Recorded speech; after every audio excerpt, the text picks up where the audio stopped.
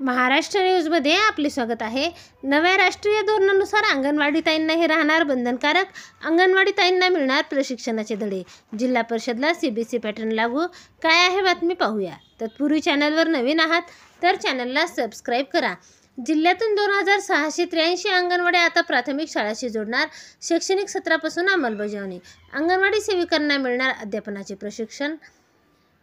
नव्या शैक्षणिक धोरणाची अंमलबजावणी करण्यासाठी येत्या शैक्षणिक सत्रापासून जिल्ह्यातील 2683 अंगणवाड्या प्राथमिक शाळांशी जोडण्यात येणार आहे।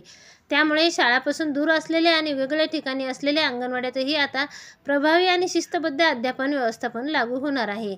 नव्या राष्ट्रीय शैक्षणिक धोरणानुसार आता शालेय शिक्षणाचा आकृतिबंध बदलला आहे। पूर्व प्राथमिक शिक्षणाचे 3 वर्ग तसेच इयत्ता 1ली व 2री असे 5 वर्ष मिळून पायाभूत शिक्षण स्तर निर्माण करण्यात आला आहे।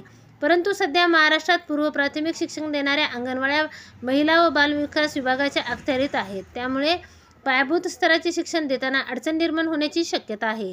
त्यामुळे अंगणवाड्या प्राथमिक शाळांना जोडण्याचा निर्णय घेण्यात आला आहे।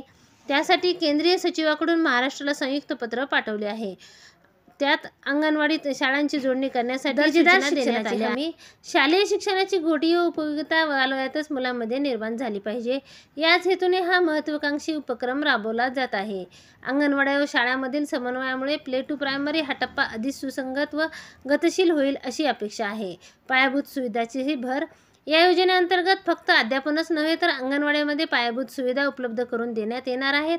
यामध्ये शिक्षण सामग्री, बसण्याची व्यवस्था, स्वच्छतागृहे, पाणी यासारख्या आवश्यक गोष्टींचा समावेश असेल। अंगणवाडी सेविकांना SSCERT आणि डाएटच्या माध्यमातून शिक्षकांसारखे प्रशिक्षण देण्यात येणार आहे। नवीन शैक्षणिक धोरणाची अंमलबजावणी करण्यात जिल्ह्यातील अंगणवाड्या जिल्हा परिषद शाळेला जोडण्यात येणार आहेत। येत्या शैक्षणिक सत्रापासून या निर्णयाची अंमलबजावणी होणार आहे। धन्यवाद। आपण चॅनलवर नवीन आहात तर चॅनलला सबस्क्राईब करा।